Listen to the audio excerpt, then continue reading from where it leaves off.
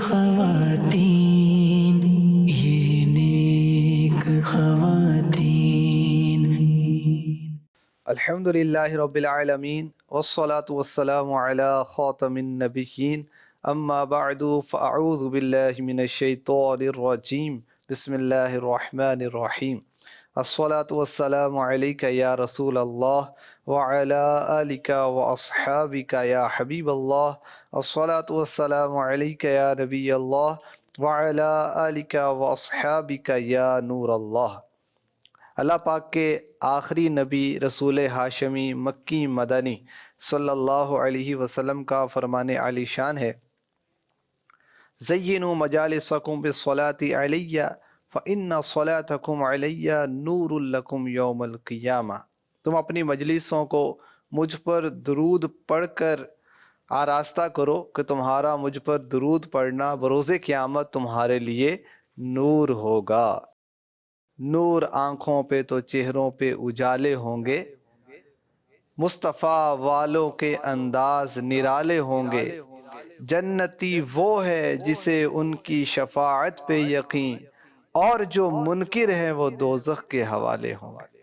تو ناظرین، ہم نے سنا کہ قیامت کا دن جب کہ ہر ایک کو روشنی کی، نور کی حاجت ہوگی، اس قیامت کے میدان میں اس شخص کو بھی نور عطا کیا جائے گا جس نے پیارے آقا صلی اللہ علیہ وسلم پر کثرت سے درود و سلام پڑھے ہوں گے۔ صلو علی الحبیب صلی اللہ تعالی علی محمد۔ مدری چینل کے ناظرین، پروگرام نیک خواتین لیے ایک بار پھر حاضر ہیں۔ الحمدللہ اللہ کی نیک بندیوں کا ذکر خیر کر کے، انبیاء کرام علیہم السلام کی ازواج پاک کا ذکر خیر کر کے، صحابیہ صالحات کا ذکر خیر کر کے ہم ان کی سیرت سے سیکھنے کی کوشش کرتے ہیں۔ ان کی عبادت، ان کی ریاضت، ان کا صدقہ و خیرات، ان کا تقوی و پرہیزگاری جو ان کی سیرت سے ہمیں ملتا ہے، اس سے ہم سیکھنے کی کوشش کرتے ہیں۔ آج بھی انشاءاللہ الکریم ان نیک بندیوں کا ذکر خیر ہوگا۔ آپ پروگرام میں شامل رہیں گے تو بہت کچھ سیکھنے کا موقع بنے گا۔ بڑھتے ہیں پہلے سیگمنٹ کی طرف جس کا نام ہے ازواج انبیاء۔ جسے پچھلے پروگرام میں ہم نے حضرت اسماعیل علیہ السلام کا ذکر خیر شروع کیا تھا، مزید اس کو ہم کنٹینیو کرتے ہیں۔ کیا فرماتے ہیں ازواج انبیاء کے تعلق سے؟ بسم اللہ الرحمن الرحیم۔ دیکھیں، پہلے پروگرام میں ہم نے یہ سنا کہ حضرت ابراہیم علیہ السلام تشریف لائے اور حضرت اسماعیل علیہ السلام کی جو پہلی زوجہ تھی انہیں ناشکری کے کلمات کہے، تو آپ نے یہ کہہ دیا کہ چوکھٹ بدل دو۔ اب حضرت اسماعیل علیہ السلام نے ان کو فارغ کیا اور دوسرا نکاح کیا۔ جو دوسرا نکاح کیا اس محترمہ بی بی کا نام تھا راعلہ، اور ان کی سعادت مندی خوش نصیبی پتہ کیا ہے؟ یہ میرے نبی کی دادی جان ہے صلی اللہ تعالی علیہ وسلم۔ اچھا، حضرت اسماعیل علیہ السلام نے انہیں اپنی زوجیت سے نوازا۔ اب حضرت ابراہیم علیہ السلام پھر تشریف لائے۔ اسماعیل علیہ السلام اتفاقاً پھر بھی گھر میں نہیں تھے، تو اب اپنی بہو سے پوچھا کہ کہاں ہیں؟ کہا کہ وہ باہر کھانے کے لیے کچھ تلاش کرنے گئے۔ تو حضرت ابراہیم علیہ السلام نے پوچھا تم لوگوں کا کیا حال ہے، معاشی حالات کیسے ہیں، گزارا کیسے ہو رہا ہے؟ تو یہ اللہ کی نیک بندی انہوں نے کیا کہا، جن کا نام مبارک ہے راعلہ۔ نام کتنا یونیک ہے نا؟ تو اللہ کی نیک بندیوں کے نام پر نام رکھو، اور اللہ کے نیک بندوں پر اپنے بچوں کے نام رکھیں تو نیک فال ہوگا، اللہ چاہے گا یہ نیک ہوں گے۔ تو راعلہ بی بی رضی اللہ تعالی عنہا انہوں نے کہا کہ ہم تو بہت اچھے حال میں، اللہ کا شکر ہے، کشادگی ہے۔ تو حضرت ابراہیم علیہ السلام نے فرمایا کہ تمہاری غذا کیا ہے، کھانے پینے کا کیا معاملہ ہے؟ نے کہا کہ ہم گوشت کھاتے ہیں، پانی پیتے ہیں، اللہ کا شکر ہے۔ تو حضرت ابراہیم علیہ السلام نے دعا کی، اللہم بارک لہم فی اللحم والماء، اے اللہ ان کے گوشت اور پانی میں برکت عطا فرما۔ اب دیکھیں کہ ابراہیم علیہ السلام کی دعا مل گئی، اللہ کے نبی، اللہ کے خلیل کی دعا مل گئی۔ شکر گزاری کا ایک فائدہ فوری یہ بھی ہوا، اور علماء کہتے ہیں کہ مکہ مکرمہ میں وہ دعائے ابراہیم کا صدقہ اب بھی جاری ہے۔ اچھا، آپ نے اناج کے لیے دعا نہیں کی، گندم کے لیے، جو کے لیے اور دیگر جو اناج ہوتے ہیں، تو فرمایا کہ اس وقت اناج نہیں تھا مکے میں، اس لیے اس کی برکت کی دعا نہیں کی، تو آپ نے گوشت اور پانی میں برکت کی دعا کی۔ دیکھیں کہ یہ اللہ کی شکر گزار بندی تھی، تو اللہ تبارک و تعالی ناشکری سے بچائے۔ ناشکری سے نعمتیں چلی جاتی ہیں، لَإِن شَكَرْتُمْ لَأَزِيدَنَّكُمْ، اللہ پاک نے فرمایا کہ شکر کرو گے میں اور دوں گا۔ اچھا، اور اگر بندہ شکر کرتا ہے تو نعمتیں محفوظ رہتی ہیں۔ اچھا، ناشکری سے نعمت زحمت بن جاتی، عذاب بن جاتی ہے۔ اچھا، نعمتوں میں اضافہ کیسے ہو؟ شکر ادا کرو، نعمتوں میں اضافہ ہوگا۔ اور ہم اللہ کا شکر کیسے ادا کریں؟ موسیٰ علیہ السلام نے اللہ کی بارگاہ میں عرض کی تھی، یا اللہ میں تیرے شکر کیسے ادا کروں؟ تو اللہ تبارک و تعالیٰ نے فرمایا کہ اے موسیٰ، تمہاری زبان پر میرا ہمیشہ ذکر رہے، اللہ اللہ کرتے رہو، بے اذان کا جواب دیتے رہیں، درود شریف پڑھتے رہیں، کلمہ طیبہ پڑھتے رہیں، نیکی کی دعوت دیتے رہیں، تلاوت کرتے رہیں، آپ ناشری پڑھتے رہیں، اللہ اللہ ہو رہا ہے۔ ذکر کی کوئی بھی صورت اختیار کریں تو یہ بھی شکر الہی ہے۔ جی، ڈائریکٹ نہیں، انڈائریکٹ، بے درود شریف پڑھ رہے ہیں، اللہ کا ذکر کر رہے ہیں۔ صحیح۔ اچھا، حضرت ابراہیم علیہ السلام نے پہلے کیا پیغام دیا تھا کہ گھر کی چوکھٹ کو تبدیل کر دو۔ پہلی جو زوجہ تھی حضرت اسماعیل علیہ السلام کی، تو بیوی کو گھر کی چوکھٹ آپ نے کہا، اللہ کے خلیل نے، اس کی کیا وجہ ہے؟ تو علماء نے بڑی پیاری بات لکھی، حضرت علامہ ابن حجر عسقلانی رحمۃ اللہ تعالی علیہ نے، کہ وجہ یہ ہے کہ جیسے چوکھٹ سے گھر کی حفاظت ہوتی ہے تو عورت بھی گھر کی محافظہ ہوتی ہے۔ اب وہ محافظہ کیسی ہو؟ ام المؤمنین حضرت بی بی میمونہ رضی اللہ تعالی عنہ سے روایت ہے، جو عورت خدا کی اطاعت کرے اور شوہر کا حق ادا کرے، اس سے نیک کام کی یاد دلائے، اپنی عصمت و عزت کی حفاظت کرے، مال میں خیانت نہ کرے، تو اس کے اور شہیدوں کے درمیان جنت میں ایک درجے کا فرق ہوگا۔ پھر اگر اس کا شوہر ایمان کے ساتھ نیک خو ہے تو جنت میں وہ اس کی بیوی ہے، ورنہ شہداء میں سے کوئی اس کا شوہر کر دیا جائے گا۔ پیارے آقا علیہ الصلوۃ والسلام نے فرمایا، عورت پر شوہر کا حق یہ ہے کہ اس کے بچھونے کو نہ چھوڑے، اس کی قسم کو سچا کرے، بغیر اس کی اجازت کے باہر نہ جائے، ایسے شخص کو گھر نہ آنے دے جس کا آنا شوہر پسند نہیں کرتا۔ اور حضرت بی بی رعلہ رضی اللہ تعالی عنہ کی خوش قسمتی میں نے آپ کو عرض کی، جو انہوں نے شکر گزاری کی، اللہ تعالیٰ نے انہیں 12 بیٹے عطا فرمائے، اور ان 12 بیٹوں میں سے ایک بیٹے جو ہیں ان کی اولاد سے حضرت عدنان رضی اللہ تعالی عنہ دنیا میں تشریف لائے، اور ان کی اولاد سے میرے نبی صلی اللہ علیہ وآلہ وسلم کی دنیا میں تشریف آوری ہوئی۔ تو بی بی رعلہ رضی اللہ تعالی عنہا جو ہیں یہ میرے آقا علیہ الصلوۃ والسلام کی دادی جان ہیں۔ اچھا، ماہنامہ فیضان مدینہ جو جنوری کا ہے، اس میں شکر گزاری کے تعلق سے بڑا زبردست، لا یشکر اللہ من لا یشکر الناس، جو لوگوں کا شکر ادا نہیں کرتا وہ اللہ پاک کا شکر ادا نہیں کرتا، جو بندوں کا ناشکرہ ہے وہ اللہ کا ناشکرہ ہے۔ اچھا، اب چونکہ ہم وہ بیوی شوہر کی شکر گزار ہو، ہماری بات یہ چل رہی ہے، تو اب وہ اگر شوہر کی ناشکری کرتی ہے تو گویا وہ اللہ کی ناشکری کرتی ہے۔ اچھا، اللہ تعالیٰ نے ہمیں نعمتیں عطا فرمائیں، حقیقی نعمتیں دینے والا تو اللہ ہے نا۔ اچھا، اللہ نے وسیلہ بنایا، کسی کو نعمتیں ملتی ہیں بڑے بھائی کے ذریعے، کسی کے ابو کے ذریعے، اور بیوی کو شوہر کے ذریعے۔ تو اگر اس نے شوہر کی ناشکری کی تو اللہ پاک کا حکم ہے کہ شکر گزاری کرو، اس نے شکر گزاری نہیں کی تو یہ اللہ کی ناشکری کرنے میں شمار ہوگی۔ تو ہم اللہ کا بھی شکر ادا کریں، اللہ کی نافرمانی نہ کریں، شکر گزار بن جائیں گے، اللہ کا ذکر کرتے رہیں، اللہ کے شکر گزار بن جائیں گے۔ اب شکر گزاری کا انداز شوہر کا کیا ہو؟ جی، اللہ آپ کو جزائے خیر دے، آپ نے مجھے کپڑے لا کر دیے، اللہ آپ کو جزائے خیر دے، آپ نے گھر میں ہیٹر لگا دیا، سردی کتنی لگ رہی تھی، اللہ آپ کو جزائے خیر دے، آپ بچوں کے لیے کھانے کا انتظام کرتے ہیں، اللہ آپ کو جزائے خیر دے، آپ فلاں چیز لائے۔ اچھا، میسیج بھی ہو جاتے ہیں، اب تو اسٹیکر بھی چلتے ہیں، وہ جزاک اللہ خیرہ، اچھا زادک اللہ فضلا و توفیقا و برکہ، عربی میں وہ آ جاتا ہے تھینک یو، جزاکم اللہ خیرہ، بہت بہت شکریہ.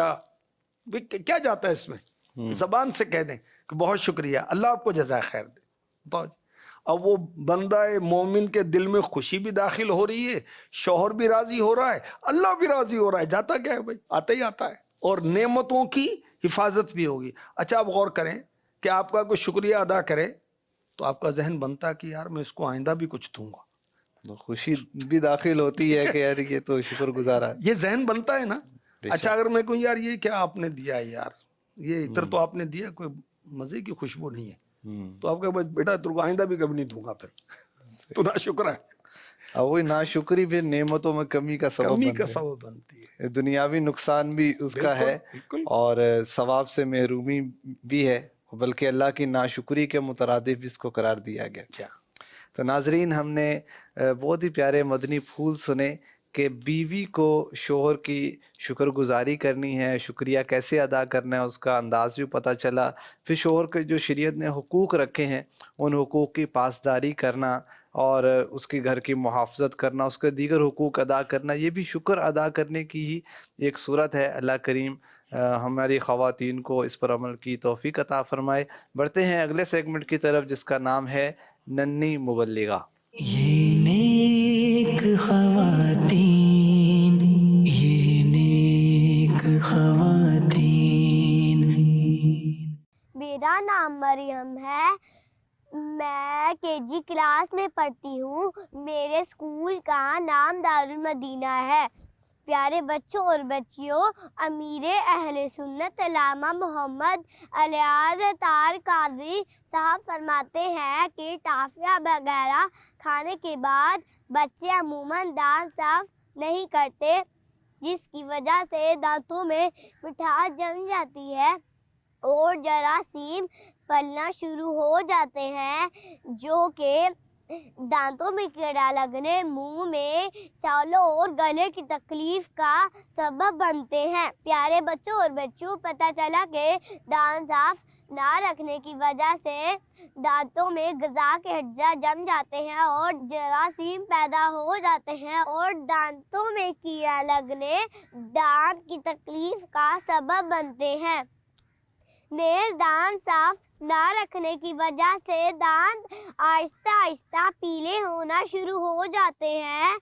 پیلے دانت ہمارے پیارے آخری نبی صلی اللہ علیہ وسلم کو پسند نہیں تھے، چنانچہ اللہ پاک کے آخری نبی محمد عربی صلی اللہ علیہ وسلم فرماتے ہیں، مسواک کرو، میرے پاس پیلے دانت لے کر نہ آیا کرو. لہذا ہمیں اپنے دانت صاف کرتے رہنا چاہیے اور ایسی چیزیں کھانے سے پرہیز کرنا چاہیے جو دانت اور صحت خراب کرنے والی ہو.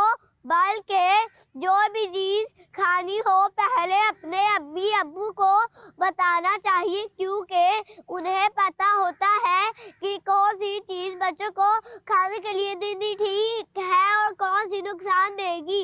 جزاک اللہ خیرا. یہ نیک خواتین، یہ نیک خواتین. ننھی منی مبلغہ سے ہم نے دین کی باتیں سنی، دین کی باتیں سیکھی. اللہ کریم ان کو برکت عطا فرمائے. آئیے پروگرام میں سوال شامل کرتے ہیں. میرا نام ہبا ہے. میرا نگران پاک بینا کی بارگاہ میں یہ سوال ہے، عورت کا موبائل فون اور سوشل میڈیا کا استعمال کس حد تک درست ہے اور کیسے استعمال کریں؟ خواتین کو موبائل فون کب اور کس عمر میں لے کے دیا جائے؟ امیر اہل سنت مدنی مذاکرے میں بیٹوں کی بھی تربیت کرتے ہیں. روحانی بیٹے امیر اہل سنت کے بے شمار ہیں، اپنی روحانی بیٹیوں کی بھی تربیت کرتے ہیں. امیر اہل سنت شوہر کی بھی تربیت کرتے ہیں، بیوی کی بھی تربیت کرتے ہیں، سسر کی بھی تربیت کرتے ہیں، ساس کی بھی تربیت کرتے ہیں. آپ بیٹا مدنی مذاکرہ دیکھیں تو اس سے انشاءاللہ آپ کی تربیت ہو جائے گی. سوشل میڈیا میں خیر کم اور شر زیادہ ہے، تو اس کو تو بچے اور مرد بھی ضرورتاً استعمال کریں. اچھا جب بات آتی ہے فیمیلز کی، بچیوں کی، تو بچیوں کو تو نازک شیشیاں کہا نا اعلیٰ حضرت. شیشے کو ذرا سی کو چوٹ لگتی تو چکنا چور ہوتی، کر کر کے بکھر جاتی. تو بچیوں کے ذہن شر اور خیر دونوں کو جلدی قبول کرتے ہیں. اس لیے سوشل میڈیا میں تو بہت احتیاط کی حاجت، بہت احتیاط کی حاجت. بس میرے خیال میں سمجھدار کے لیے اشارہ کافی ہوتا ہے، اور جو بھی اسلامی بہنیں سنیں وہ بھی سمجھداری کا ثبوت دیں. بڑھتے ہیں اگلے سیگمنٹ کی طرف جس کا نام ہے اولاد کے حقوق. یہ نیک خواتین، یہ نیک خواتین. سیدی اس سیگمنٹ میں ہم بچیوں کے حقوق پر بالخصوص بات کر رہے ہیں. کیا فرماتے ہیں بیٹیوں کے حقوق کے حوالے سے؟ فتاوی رضویہ شریف میں اعلیٰ حضرت نے ایک سوال کے جواب میں بہت تفصیلاً ارشاد فرمایا بیٹوں کے حقوق، بیٹیوں کے حقوق. اس میں ایک جگہ اعلیٰ حضرت نے لکھا کہ بیٹیوں سے زیادہ دلجوئی کرے کہ ان کا دل بہت تھوڑا ہوتا. اللہ اکبر، یہ ہے دین اسلام. دین اسلام. اب لوگ بعض لوگ کہتے ہیں کہ بھی عورتوں کے حقوق، عورتوں کے حقوق. ارے ابھی وہ عورت نہیں ہے، بچی ہے، تو اسلام نے اس کے حقوق بھی بیان کیے ہیں.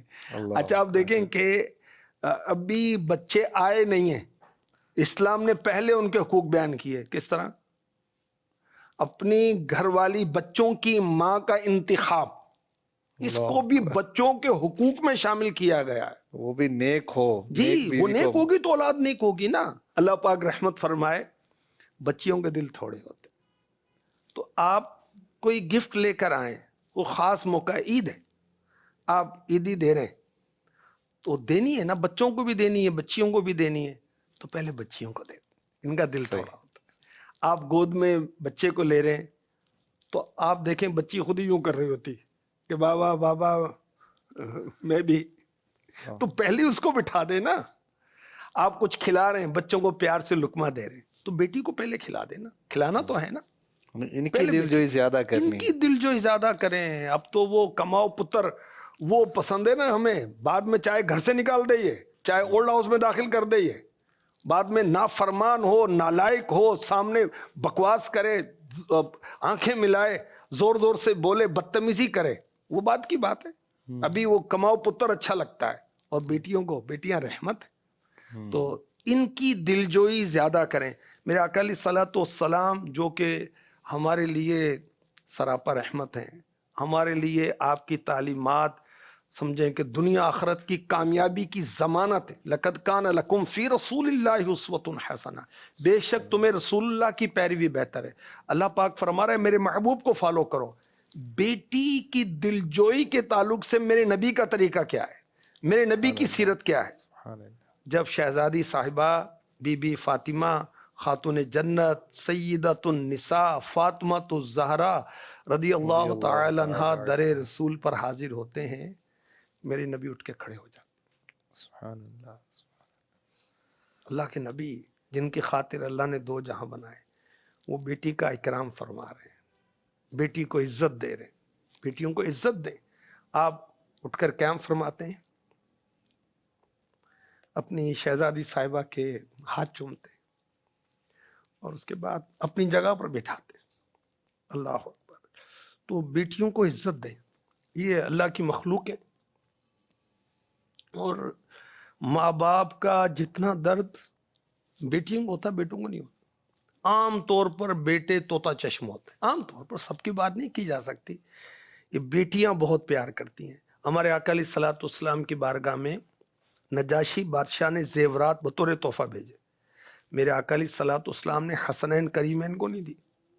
حضرت اسامہ آپ کے محبوب تھے، بڑے پیارے تھے، وہ لاڈلے تھے، ان کو نہیں دیے. آپ نے اپنی نواسی امامہ کو بلایا، شہزادی رسول حضرت زینب کی شہزادی، اور فرمایا چھوٹی بچی تم اسے پہن لو. سبحان اللہ. اچھا زیور حسن حسین کو نہیں عطا فرمایا تو ویسے بھی زیورات ظاہر مردوں کے لیے تو ہے ہی نہیں. تو دیکھیں کہ وہ بیٹی کو عطا فرمایا، بچی کو. اچھا اپنی پوتیاں نواسیاں یہ بھی بیٹیاں ہی ہیں نا، بھتیجیاں بھانجیاں، ان پر بھی وہ کرم کرنا چاہیے. تو بہرحال ان کی خاطرداری کرنی چاہیے، دیکھ بھال کرنی چاہیے، ان کی ضرورت کا خیال رکھنا چاہیے، ان کو رونے نہ دے، ان کی جائز تمنا کو پورا کرے. اور بازار سے کوئی چیز لائے تو بیٹیوں سے ابتدا کرے. یہ تو بارگاہ رسالت سے ہمیں حکم ملا ہے کہ بیٹیوں سے ابتدا کرے. فرمایا کیونکہ اللہ پاک بیٹیوں پر رحم فرماتا ہے، اور جو شخص بیٹیوں پر رحمت و شفقت کرے وہ خوف خدا میں رونے والے کی مثل ہے، اور جو اپنی بیٹیوں کو خوش کرے اللہ پاک قیامت کے دن اس کو خوش کرے گا. سبحان اللہ سبحان اللہ. مدری چینل کے ناظرین، آپ نے سنا کہ ہمارا دین اسلام بیٹیوں کو کتنی زیادہ اہمیت دیتا ہے، ان کی دل جوئی کا کس قدر ہمیں درس دیا گیا ہے، اور والدین کو چاہیے کہ اپنی بیٹیوں کا خوب اکرام کریں، ان کا احترام کریں، ان کی دل جوئی کریں. اللہ کریم ہمیں عمل کی توفیق عطا فرمائے. یہ نیک خواتین، یہ نیک خواتین. بڑھتے ہیں سوال کی طرف. میرا نام مروہ فاطمہ ہے. میرے نگران پاک سے یہ سوال ہے، خواتین ماں باپ بھائی شوہر سسرال والوں کی باتوں پر صبر کا ذہن کیسے بنائیں، اور صبر کے کچھ فضائل بیان فرما دیں. احیاء العلوم میں امام غزالی رحمۃ اللہ تعالی علیہ نے لکھا ہے کہ صبر جمیل یعنی بہترین صبر یہ ہے کہ مصیبت میں مبتلا شخص کو کوئی پہچان نہ سکے. آپ کو بیماری ہے، پریشانی ہے، اسلامی بہنوں کے لحاظ سے کہہ رہا ہوں، شوہر نے ڈانٹ دیا کسی بات پر تو پتہ نہ چلے کہ ڈانٹا گیا. ابو نے کچھ کہہ دیا، امی نے کچھ کہہ دیا، تو بچی کی کیفیت یہ پتہ نہ چلے کہ کچھ کہا گیا. یہ نہ ہو کہ 2-4 منٹ تقریر کر کے کہ میں نے صبر کیا ہوا ہے. جی یہ والی صورت نہ ہو. یہ بھی ہوتا ہے. اچھا ہے، ذرا مشکل کام ہے، لیکن ہمت کریں تو اللہ تبارک و تعالیٰ کی مدد شامل حال ہوتی اور صبر ہو جاتا ہے.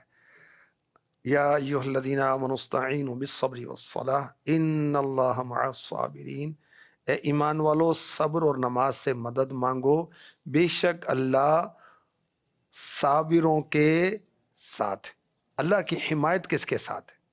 صبر کرنے والوں کے ساتھ. چپ رہسی تاں موتی ملسن، صبر کریں تاں ہیرے، پاگلاں وانگو رولا پاویں نہ موتی نہ ہیرے.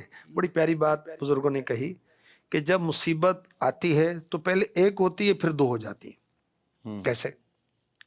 بھی آپ کو بخار ہے، اچھا آپ نے بڑا بخار ہے، بس بڑی پریشانی ہے، اس کو بھی چیک رہے ہیں، اس کو بھی بتا رہے ہیں، اس کو بھی بتا رہے ہیں، واٹس ایپ بھی کر رہے ہیں، وائس میسیج بھی کر رہے ہیں. ارے بھائی ڈاکٹر کو بتایا، کسی سے دعا کے لیے کہا، یہ تو چلو ایک ضرورت اور اس کا موقع ہے، ورنہ خام خواہ بتانے کا فائدہ. اچھا اب دوسرا نقصان کیا شروع ہے؟ ایک تو طبیعت خراب ہے، بخار ہے، کپ کپی لگی ہوئی ہے، سردی چڑھی ہوئی ہے. اب دوسری مصیبت کیا ہے کہ آپ کو جو بخار پر صبر کرنے پر ثواب ملنا تھا وہ بھی گیا. اللہ. اچھا پہلی تکلیف بڑی ہے، دوسری تکلیف بڑی ہے. دوسری تکلیف بڑی ہے، ثواب ضائع ہو آخرت گیا، کا نقصان ہو رہا. دیکھیں ایک صحابیہ بخار سے کانپ رہی تھیں، ام الصائب رضی اللہ تعالی عنہا، اللہ اس کا برا کرے، اس طرح کچھ الفاظ کہے تو میرے آقا علیہ الصلوۃ والسلام نے فرمایا بخار کو برا نہ کہو، یہ تو پاک کرنے والا ہے. تو بخار کو برا کہنے سے منع کیا گیا. خیر میرے آقا علیہ الصلوۃ والسلام نے ان صحابیہ کی نہیں پوری امت کی تربیت کی، سب کی تربیت ہے، بخار کو برا نہ کہو. تو صبر کریں انشاءاللہ اجر ملے گا. اچھا صبر کیسے کریں؟ صبر کرنے کا ذہن بنا لیں. اچھا میں پیش کی ذہن بنا لوں کہ مجھے بخار ہوگا تو میں صبر کروں گا، کوئی میرا عضو اللہ نہ کرے تلف ہو جائے گا، ضائع ہو جائے گا، میں صبر کروں گا. بھی کوئی بھی کسی وقت نابینا ہو سکتا ہے، کوئی بھی کسی وقت گونگا ہو سکتا ہے، بہرا ہو سکتا ہے، لنجا ہو سکتا ہے، ہاتھ پاؤں سے معذور ہو سکتا ہے، کسی کو بھی کسی وقت ہارٹ اٹیک ہو سکتا ہے، اس کو ہیپاٹائٹس سی ڈکلیئر ہو سکتا ہے، گردے فیل ہو گئے، یہ کسی وقت بھی ڈکلیئر ہو سکتا ہے. اچھا موت کسی وقت واقع ہو سکتی ہے، گھر کا کوئی فرد مر سکتا ہے. تو پہلے سے ہی ذہن بنا لے کہ جو بھی ہوگا میں صبر کروں گا، میں اپنے رب سے راضی ہوں، میں اپنے رب سے راضی ہوں. اس کی تو تسبیح پڑھنی چاہیے، میں اپنے رب سے راضی ہوں، میں اپنے رب سے راضی ہوں. تو صبر کرنے کا ذہن کیسے بنے؟ صابرین کی صحبت اختیار کی جائے. اب اسلامی بہنیں اچھی صحبت دعوت اسلامی کے جو اسلامی بہنوں کے اجتماعات ہوتے ہیں اس کے ذریعے حاصل کریں، دینی مطالعہ کریں. صبر کے بارے میں کوئی 70 مقامات پر قرآن میں لکھا ہوا ہے. رب تو اپنے بندوں کو جانتا ہے نا، اس کا علم تو ازلی ابدی ہمیشہ سے وہ جانتا ہے. تو اللہ پاک نے 70 بار اس کے فضائل اور اس کا تذکرہ کیا قرآن کریم میں. قرآن پڑھیں تو صبر کے فضائل، اب اس کی تفسیر پڑھیں تو انشاءاللہ علم حاصل ہوگا. دیکھیں صبر کے بارے میں کہا گیا سورہ نحل میں، صبر کرنے والوں کو اس کے عمل سے اچھا اجر ملے گا. سورہ زمر میں فرمایا گیا صبر کرنے والوں کو بے حساب اجر ملے گا. اور معجم الکبیر کی حدیث پاک، صبر کرنے والوں کی جزا دیکھ کر قیامت کے دن لوگ حسرت کریں گے. آل عمران آیت نمبر 146 میں ارشاد ہوا صبر کرنے والے اللہ پاک کو محبوب یعنی پسندیدہ ہیں. سورہ بقرہ کی آیت نمبر 157 میں ارشاد ہوا صبر کرنے والے رب کریم کی طرف سے درود و ہدایت اور رحمت پاتے ہیں. حدیث پاک میں ارشاد ہوا صبر آدھا ایمان ہے. احیاء العلوم میں امام غزالی نے نقل کیا کہ صبر جنت کے خزانوں میں سے خزانہ ہے. ترمذی شریف کی حدیث پاک صبر کرنے والے کی خطائیں مٹا دی جاتی ہیں. اور شعب الایمان کی حدیث پاک صبر ہر بھلائی کی کنجی ہے، کی ہے چابی. سبحان اللہ. ناظرین، ہم نے صبر کی اہمیت سنی اور یہ جتنے بھی فضائل ہم نے سنے بلا شبہ ہر فضیلت اپنی جگہ پر ہے، لیکن جو قرآن نے فضیلت بیان کر دی کہ اللہ صبر والوں کے ساتھ ہے، اس پر اگر نظر رہے گی تو انشاءاللہ الکریم صبر کرنا آسان ہوگا. اور امیر اہل سنت نے سمجھایا کہ یہ جنت کے خزانوں میں سے خزانہ ہے. سبحان اللہ. صبر جو ہے خزانہ فردوس ہے. اور جو عشق الہی والے ہیں، محبت الہی کا تقاضا یہ ہے کہ ان کی زبان پر شکوہ نہیں آنا چاہیے. اللہ کریم ہمیں اپنے صابر اور شاکر بندوں میں شامل فرمائے. آمین. بڑھتے ہیں اگلے سیگمنٹ کی طرف جس کا نام ہے اسلامی بہنوں کے دینی ادارے. یہ نیک خواتین، یہ نیک خواتین، دعوت اسلامی ہے، یہ دعوت اسلامی ہے، دعوت اسلامی ہے، یہ دعوت اسلامی ہے. اللہ کی نعمت ہے یہ دعوت اسلامی، آقا کی عنایت ہے یہ دعوت اسلامی.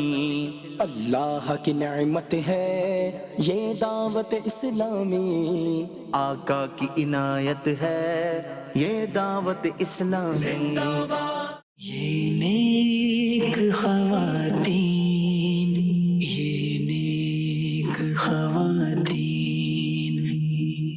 اللہ کریم دعوت اسلامی کو مزید ترقیاں اور عروج عطا فرمائے. آمین. بڑھتے ہیں اگلے سیگمنٹ کی طرف جس کا نام ہے قابل رشک خواتین. یہ نیک خواتین، یہ نیک خواتین.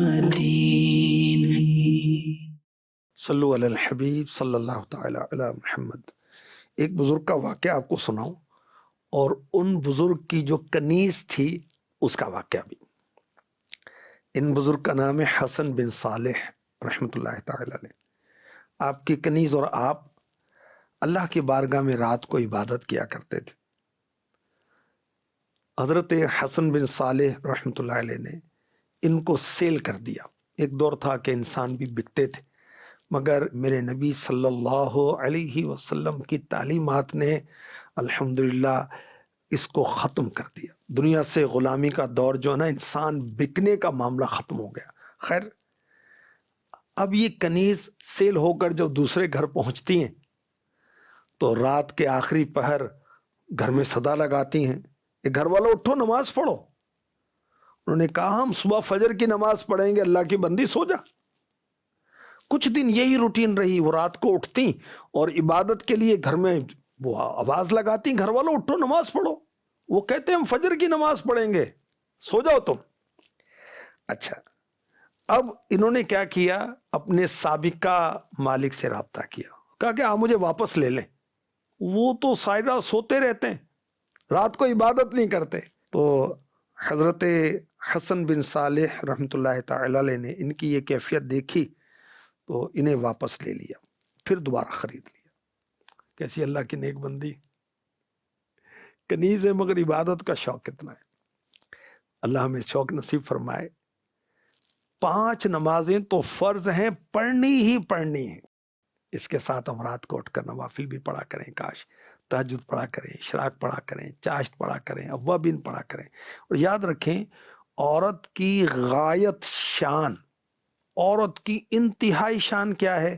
اعلیٰ حضرت امام احمد رضا خان لکھتے ہیں کہ وہ عبادت گزار ہو۔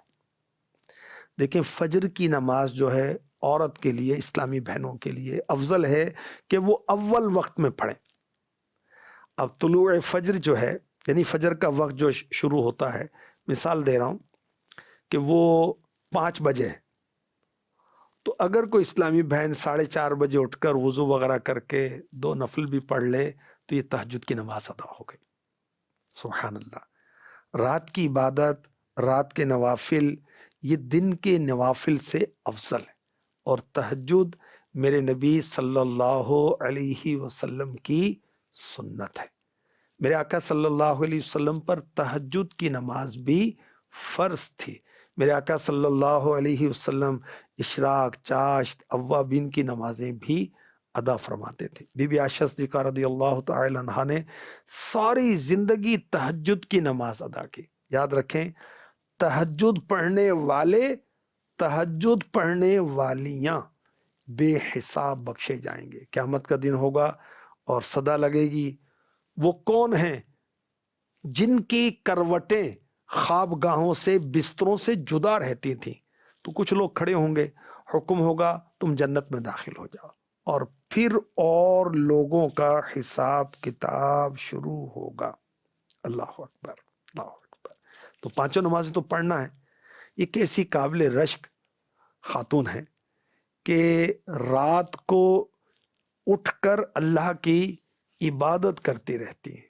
دیکھو حضرت محمد میاں بخش رحمۃ اللہ علیہ کا شعر مجھے یاد آ گیا۔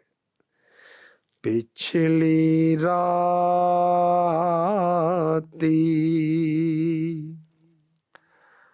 رحمت رب دی،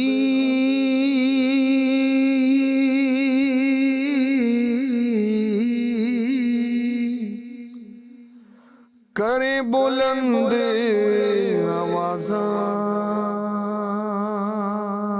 آوازاں بخشش منگن والے آقا،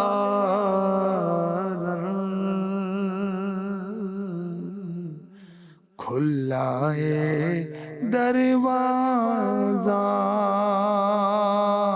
بخشش منگن والے آقا،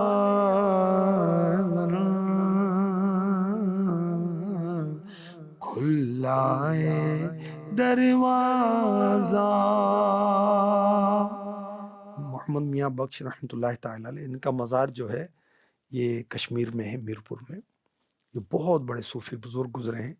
یہ فرما رہے ہیں کہ رات کے آخری پہر اللہ کی رحمت صدا لگاتی ہے، کوئی بخشش کا طلبگار اس کی بخشش کی جائے، مگر ہمیں تو خراٹے بلند ہو رہے ہوتے ہیں، ہم کہتے ہیں ہماری نیند پوری نہیں ہوتی۔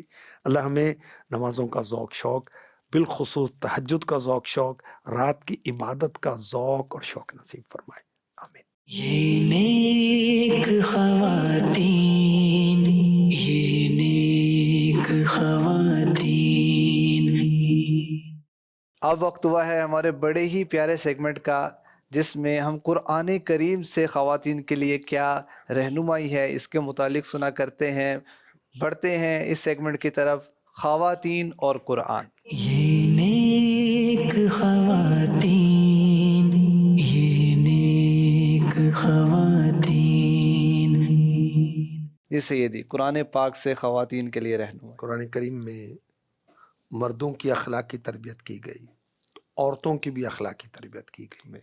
ایک اخلاقی تربیت کا ذکر کروں گا، وہ قرآن نے سورہ حجرات کی آیت نمبر 11 میں ارشاد ہوا کہ کوئی دوسرے کا مذاق نہ اڑائے۔ کیا ارشاد ہوتا ہے؟ یا ایہا الذین آمنوا لا یسخر قوم من قوم عسى ان یکونوا خیرا منہم ولا نساء من نساء عسى ان یکن خیرا منہن۔ اے ایمان والو، مرد دوسرے مردوں پر نہ ہنسیں، ہو سکتا ہے کہ وہ ان ہنسنے والوں سے بہتر ہوں، اور نہ عورتیں دوسری عورتوں پر ہنسیں، ہو سکتا ہے کہ وہ ان ہنسنے والیوں سے بہتر ہوں. اب کوئی غریب عورت آ گئی, پرانا لباس ہے اس کا, ہنسی نکل رہی ہے, یہ کہیں ہنسی دنیا آخرت میں غم میں مبتلا نہ کر دے. اللہ ناراض ہو گیا, اس کی بندی ہے یہ. اور اللہ کی تقسیمیں, کسی کو مال دیا, کسی کو نہیں دیا, کسی کو صحت مند بنایا, کسی کو کمزور بنایا, کسی کو لمبا بنایا, کسی کو چھوٹے قد والا بنایا, کوئی صحت مند ہے, کوئی بیمار ہے. یہ تو اللہ کی تقسیم ہے, اللہ کی مرضی ہے.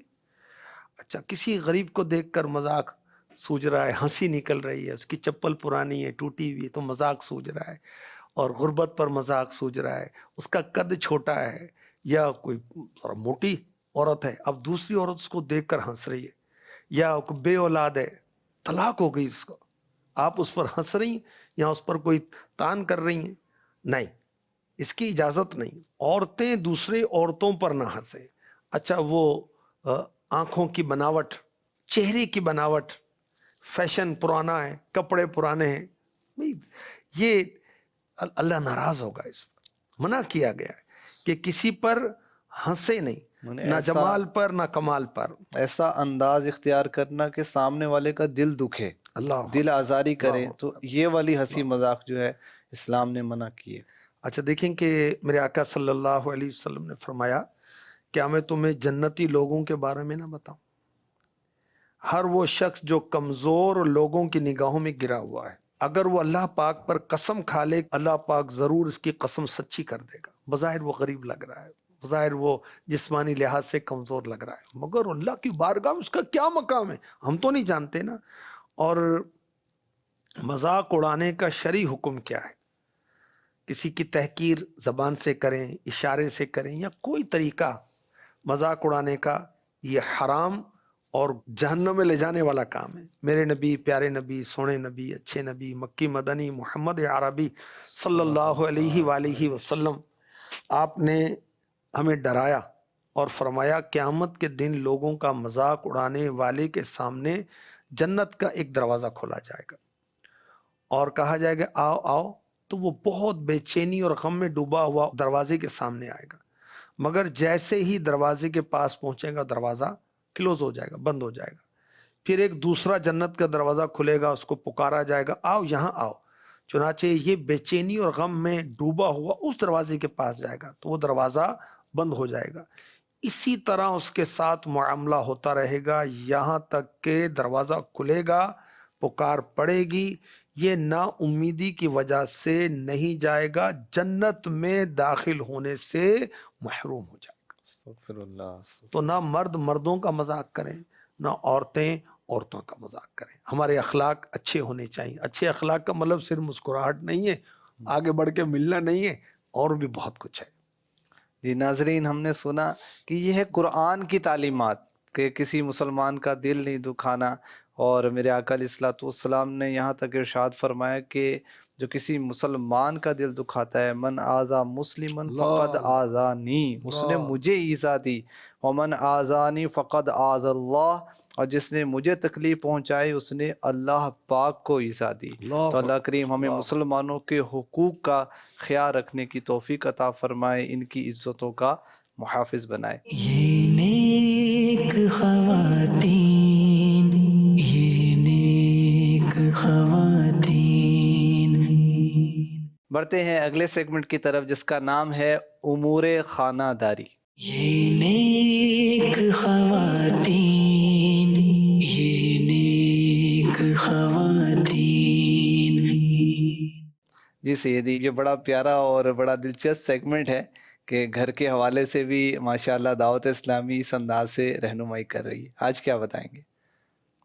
ایک اللہ پاک کی بہت ہی زبردست نعمت ہے, بہت پیاری نعمت ہے. ساری نعمت میرے رب کی پیاری پیاری ہے. دودھ, ملک, بچوں کے لیے, بچیوں کے لیے, جوانوں کے لیے, بوڑھوں کے لیے, مریضوں کے لیے, صحت مند, سب کے لیے فائدے مند, سب کے لیے فائدے مند. اچھا, جنت میں دودھ کی نہریں ہوں گی, اور دودھ کی نہریں, یہاں تو دنیا میں پانی کی نہریں زمین کھود کر ہوتی ہیں, جنت کی نہریں زمین کے اوپر ہوں گی, اور اللہ کی شان وہ بکھریں گی بھی نہیں. اور جنت میں جو دودھ کی نہر ہوگی, نہ وہ اونٹنی کا دودھ ہوگا, نہ وہ بھیڑ کا دودھ ہوگا, نہ وہ بکری کا دودھ ہوگا, نہ وہ بھینس اور گائے کا ہوگا. اچھا, وہ کیسے؟ اللہ کی رحمت ہوگی وہ. سبحان اللہ سبحان اللہ. اچھا دودھ جو ہے یہ جنت میں بھی ہوگا, دنیا میں بھی اللہ نے عطا فرمایا. اچھا یہ نعمت جو ہے خراب اور ضائع ہونے سے ہم نے بچانی ہے. کس طرح بچائیں؟ کچا دودھ جو ہے جلد از جلد اس کو بوائل کر لیں, یا فریج میں اگر کچا ہی رکھنا ہے تو فریج میں محفوظ کر لیں. ابالے یا ٹھنڈا کیے بغیر زیادہ دیر تک رکھے رہنے سے جلد خراب ہونے کا اندیشہ ہے. جس برتن میں دودھ رکھا جائے اس کی بھی احتیاط ہے, وہ برتن صاف ستھرا ہو, کوئی کھٹی چیز کا اس پر اثر نہ ہو, مثلا لسی ہے, دہی ہے, لیمو ہے, ورنہ دودھ خراب ہو جائے گا. اچھا دودھ ابالنے کی بھی احتیاطیں. جب دودھ ابل کر برتن سے باہر آنے لگے تو پانی کی چھینٹیں ماریں اس پر, یا آنچ نیچے جو آگ جل رہی ہے, آگ کا شعلہ جو فلیم ہے اس کو آپ کم کر دیں اور اس میں چمچ ہلائیں تو دودھ باہر نہیں آئے گا. اچھا بعض جو ہے ان کے برتن ہی ایسے ہوتے ہیں کہ دودھ پہلے ہی کنارے تک ہوتا ہے, ذرا سا ابالا ہے اس نے جانا اور اس کو بھی نیچے فلیم جو ہے شعلہ جل رہا ہے اس کو بھی بجھا دینا ہے. وہ برتن بھی خراب ہوگا, دودھ بھی جائے گا, اور پھر اس کو بعد میں چولہے کو بھی صاف کرنا پڑے گا. تو برتن ایسا ہو کہ اس کے اندر گنجائش ہو. اچھا ابالتے ہوئے دودھ کو آنچ ذرا ہلکی رکھیں اور چمچ ہلاتے رہیں. اور عام طور پر یہ ہوتا ہے کہ دودھ ابالنے کے لیے رکھ دیتے ہیں, خوب گھومتے پھرتے رہتے ہیں, اور پھر جب وہ شور ہوتا ہے ایک دم کو ابل کے, تو ایسا نہ کریں. بھی کاؤنٹر اپنے پاس ہے, دیکھتے ہوئے رہیں, دروشی بھی پڑھتے رہیں, صلی اللہ علیہ محمد صلی اللہ علیہ محمد. قریبی دوسرے چولہے پر اگر 2 چولہے ہیں تو اس پر کوئی اور کام کر لیں, کوئی اور چیز چھیلنی ہے, پیاز بنانا ہے, کوئی اور نمک مرچ وغیرہ کا اہتمام کرنا ہے الگ دوسری ہنڈیا کے لیے, تو اس کی ترکیب بھی ہو سکتی ہے. خیر توجہ رکھنی چاہیے, ذرا سی غفلت سے یہ نعمت ضائع ہو سکتی ہے. دودھ کو 1 سے 2 ابالے آ جائیں تو اب اس کو اتار لیں, زیادہ ابالنے سے اس کی غذائیت کم ہونے کا اندیشہ ہے. اچھا دودھ اور بالائی برتن کے ساتھ پھر چپک جائے گی اب زیادہ اس کو ابالیں گے تو. اچھا دودھ خراب ہونے لگے تو کیا کریں؟ پھر دہی جما لیں, دودھ ضائع نہیں ہوگا. دودھ خراب ہونے کی علامت کیا ہے؟ دودھ گاڑھا سا ہونے لگتا ہے, ذائقے میں ترشی آ جاتی ہے اور ہلکی ہلکی بو بیڈ اسمیل سی آنے لگتی ہے. دودھ کے برتن ڈھانپ کر رکھیں. بعض اوقات وہ گھروں میں کیڑے مکوڑے جو ہیں اس کے اندر گر جاتے ہیں. اچھا دودھ پھٹ گیا تو پھینک دیا نہیں, اس میں شہد یا چینی ڈال لیں, شکر بھی ڈال سکتے ہیں, اور چولہے پہ چڑھا دیں. پانی جب اس کا خشک ہو جائے تو یہ بن جائے گا کھویا. یہ بھی لذیذ کھانا ہے, غذا ہے. دودھ سوڈا بنانا ہے, گرمیوں کے اندر اس کی ترکیب ہوتی ہے. تو دودھ سوڈے کی بوتل کو یہ اچھی طرح ٹھنڈا کر لیا جائے. اب گرم دودھ میں بوتل ڈال دی تو دودھ پھٹ جائے گا, گرم دودھ میں نہیں ڈالنا ہوتا. اچھا کچا دودھ اگر تازہ ہو تو اس سے استعمال کرنے میں حرج نہیں, اور زیادہ دیر گزر جائے یا دکان سے خریدا ہوا ہے تو بغیر ابالے اس کو استعمال نہیں کرنا چاہیے, کیونکہ اس میں مختلف قسم کے بیکٹیریاز اس میں شامل ہو جاتے ہیں. اچھا کھلا دودھ عموماً پلاسٹک کی تھیلی یا بند دودھ گتے کے ڈبے میں ملتا ہے, تو دودھ نکالنے کے بعد اس تھیلی یا ڈبے میں دودھ کے قطرے رہ جاتے ہیں. نہیں, پوری طرح اس کو ڈال لیں, تھوڑا سا پانی اس میں ڈال کر ہلا کر اس میں ڈال لیں. اللہ پاک اپنی نعمتوں کی, اور بالخصوص ابھی دودھ کا تذکرہ ہوا, دودھ کی نعمت کی قدردانی نصیب فرمائے.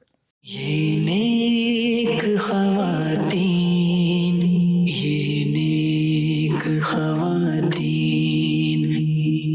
مدنی چینل کے ناظرین, آج کے پروگرام میں ہم نے حضرت اسماعیل علیہ السلام کی زوجہ محترمہ کا ذکر خیر بھی سنا, ننھی مبلغہ کے مدنی پھول بھی سنے, اور سوالات کے جوابات بھی ہوئے. قرآن سے جو خواتین کے لیے تعلیمات ہیں اس میں سے ایک تعلیم کہ کسی پر ہنسنا نہیں چاہیے, کسی کا مذاق نہیں اڑانا چاہیے, اس کے بارے میں بھی سنا. اور الحمدللہ دودھ کی حفاظت کیسے کرنی ہے, اس کو ضائع ہونے سے کیسے بچانا ہے, اس کے ٹپس بھی ہم نے حاصل کیے. بہت ہی پیارا یہ پروگرام ہے, اس کی دوسروں کو دعوت بھی دیتے رہیں. پچھلے ایپیسوڈ دیکھنا چاہیں تو آپ مدنی چینل کے یوٹیوب چینل سے اس کو حاصل کر سکتے ہیں. اللہ کریم کی بارگاہ میں دعا ہے جو کچھ سنا یاد رکھنے کی, عمل کرنے کی, دوسروں تک پہنچانے کی توفیق عطا فرمائے. آمین بجاہ خاتم النبیین صلی اللہ علیہ وآلہ وسلم. یہ نیک خواتین اللہ کے احکام پہ سر کو جھکاتی یہ نیک خواتین، یہ نیک خواتین.